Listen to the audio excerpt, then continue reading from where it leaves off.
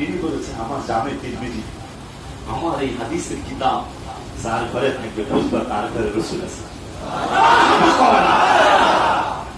আমার গজলগুলির সাথে সব শিল্পীদের গজল মিলবে না, কারণ তবে রসুল দেখার জন্য গজল এবং আমার মরণ পর্যন্ত লিখতেই থাকবি। আমি হায়াত আল্লাহ আমাকে যদি ওই হায়াত দেয়, আমি তো আল্লাহ হযরত মুস্তাফির একজন গোলাম, একজন পাগল।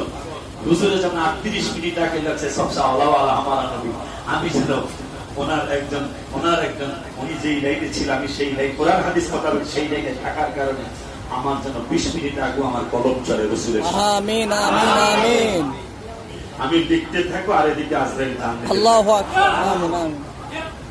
পৃথিবীতে প্রশ্ন রেখে দিলাম, রবিবার দিন রাত্রে মনে করবেন মানুষের বয়স হইলে চুল পাকে, কথা কয় না, মানুষের বয়স হলে চুল পাকে।